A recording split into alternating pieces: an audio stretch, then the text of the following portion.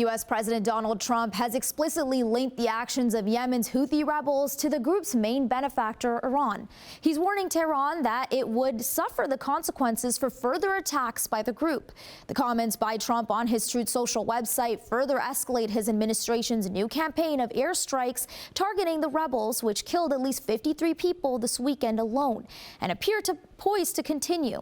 Meanwhile, Iran continues to weigh how to respond to a letter Trump sent them last week, trying to jumpstart negotiations over their rapidly advancing nuclear program.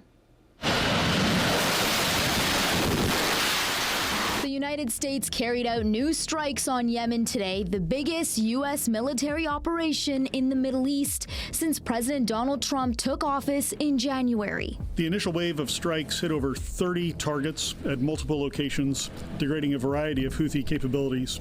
These included terrorist training sites, unmanned aerial vehicle infrastructure, weapons manufacturing capabilities, and weapons storage facilities.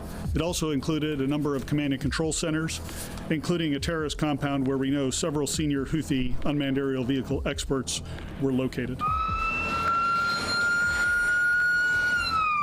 Large-scale U.S. strikes since Saturday have resulted in 53 deaths and 98 injuries, according to a Houthi statement. The Houthis have already threatened retaliation. The Houthi leader made a speech last night saying, well, we're not going to accept this.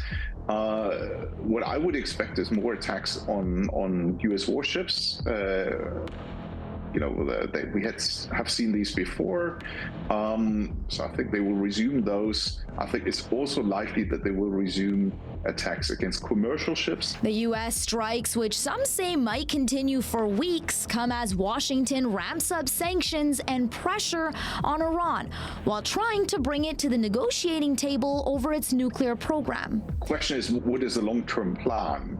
Because the challenge here is that, of course, these aerial attacks can do a lot of damage to the Houthi military capabilities, but they will not be able to stop the Houthis from attacking either commercial ships or neighboring states. In general, for that you would need a ground operation, and I don't think there's a lot of appetite in Washington, D.C. to put together a ground operation in Yemen. The White House says Iran must take the United States seriously, reinforcing Trump's warning that Tehran would be held accountable for any attacks by the Houthi group it supports in Yemen. And I think the Houthis learned that the hard way this past weekend. As I said in my opening remarks, there's a new sheriff in town, and this president is not just going to sit on his hands and allow terrorists to launch attacks on commercial vessels and U.S. naval ships. Those actions will not be tolerated.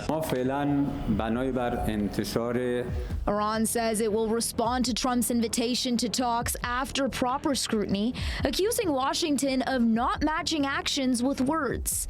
The Houthis, an armed movement that has taken control of the most populous parts of Yemen, despite nearly a decade of Saudi-led bombing, have launched scores of attacks on ships off its coast since November 2023, disrupting global commerce. They've been around for the last 20 years or so, but they really gained prominence in 2015 when they took over power in Sana'a, the capital of Yemen, and they've been the de facto government since that time, controlling about 80% of the Yemeni population. The Houthis say their attacks, which have forced companies to reroute to longer and more expensive journeys around South Africa, are in solidarity with Palestinians in Gaza.